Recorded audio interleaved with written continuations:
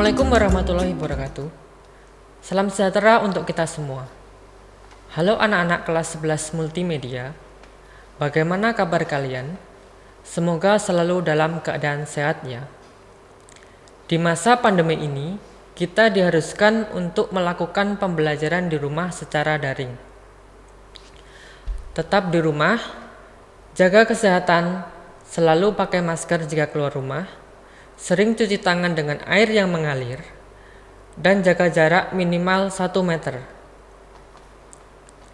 Pada pertemuan kali ini, saya akan membahas tentang nirmana. Baik, kita mulai pelajaran yang pertama. Nirmana terdiri dari 2 kata.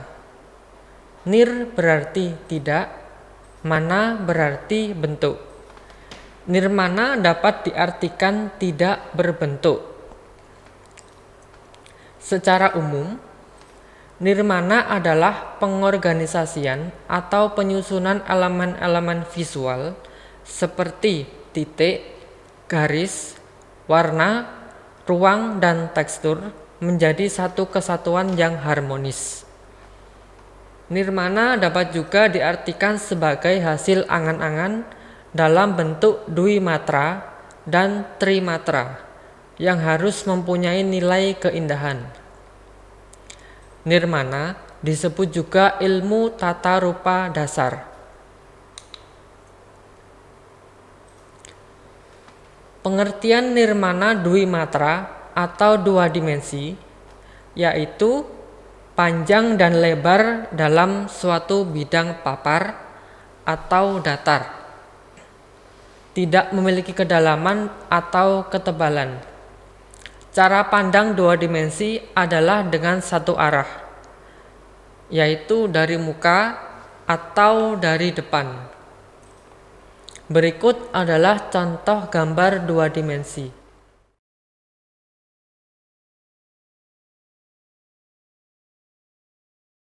Pengertian nirmana trimatra atau 3 dimensi. Apa yang ada di sekeliling kita bersifat 3 dimensi.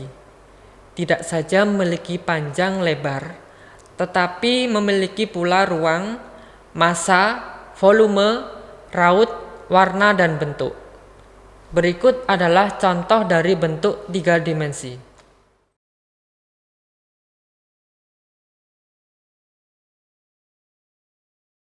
Konseptual nirmana.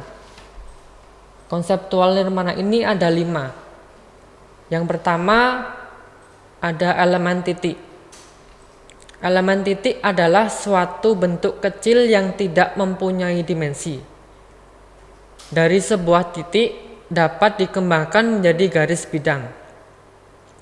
Pada gambar dalam bidang akan berawal dari sebuah titik dan berhenti pada sebuah titik.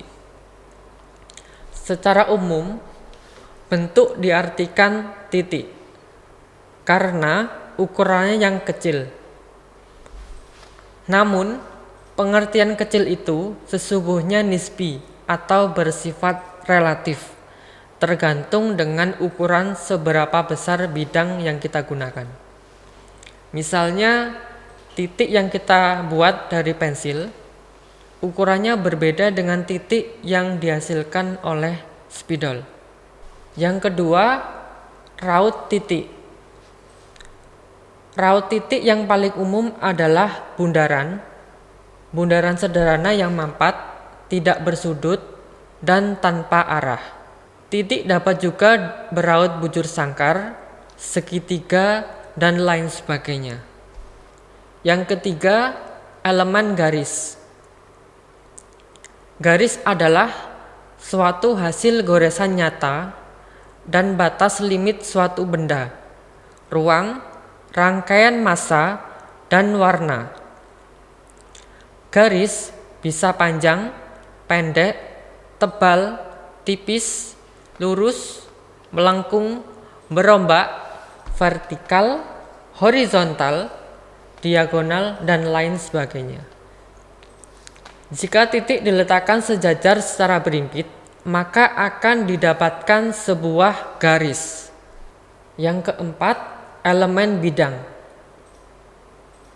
Bidang merupakan bentuk yang menempati ruang, dan bentuk bidang sebagai ruangnya sendiri disebut ruang dwimatra atau dua dimensi.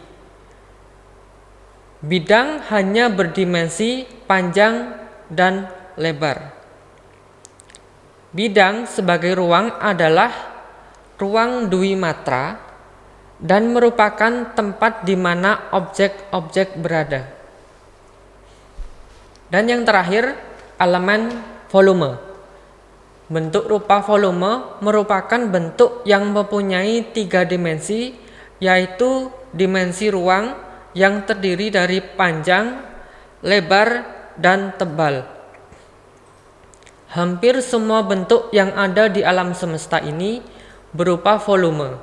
Misalnya kertas yang tipis tetap mempunyai ketebalan meskipun itu hanya tipis.